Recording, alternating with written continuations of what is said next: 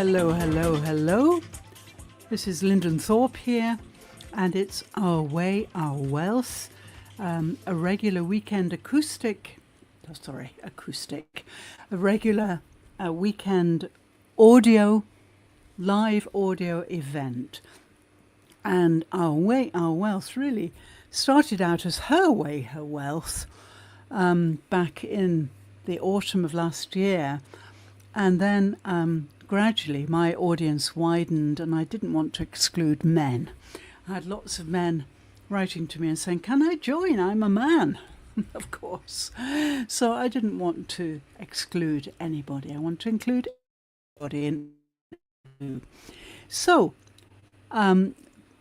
I was with you yesterday, if you tuned in, and yesterday I was talking about my lodestone product and Zinzino, my collaboration with Zinzino, which is a natural health company based in Norway. And we are collaborating so that Zinzino brings the science to inner peace and success, with blood tests and amazing balance oils and many other products too. And my lodestone is the spiritual contribution. So through a lifetime of being a Buddhist, being a mindful educator, a meditation teacher, among many other things, writer and so on, I've put together many techniques which I use quite often with people, with groups, and I've in fact been piloting my lodestone one since the end of last year as mindful moments, which is an opportunity to try it out. So if you want to see how the spiritual side works, please join me on Tuesday, Wednesday, Thursday, when I give you mindful moments 1, 2, and 3, and I look at the 3 basic approaches that I take in lodestone.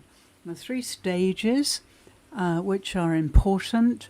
The first stage is detecting vibrations, and this is important because it stimulates the vagus nerve. The vagus nerve, if you don't know about it, really is one of the key nerves in the body. It's the 10th cranial nerve, so it comes from the brain, but it tracks down into the upper body and the lower body to the gut especially. And it's one of the best nerves to give feedback to the brain. So if your vagus nerve is not in good condition, then you're maybe not getting the right feedback and therefore not living as fully and healthily as you could. The brain depends on feedback from the body to supply what it needs, to supply all the chemicals, keep them balanced and so on. But if the feedback's not getting through because your vagus nerve is dull or you don't use it, and we don't use it very much in modern life, in urban life.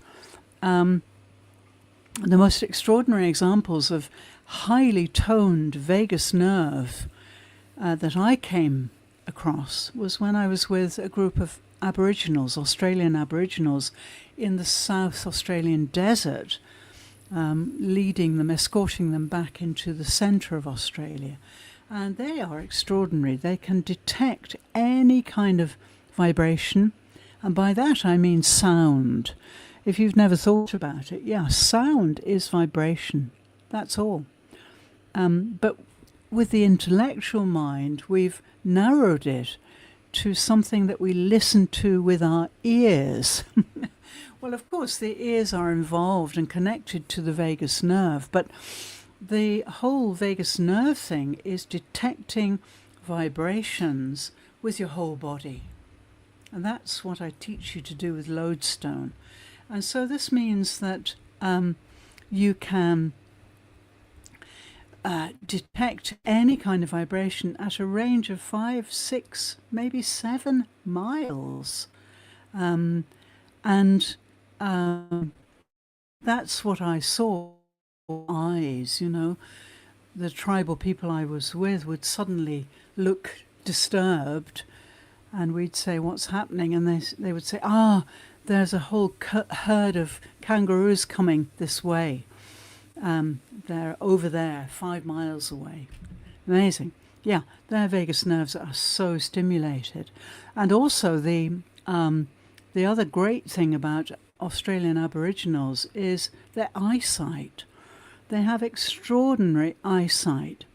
So I have seen the most extraordinary things. I've seen them using boomerangs to hunt, not just to play around, but to actually hunt for food. And their eyes are amazing. They were looking at their prey, which were always elderly animals, maybe kangaroos, maybe emu,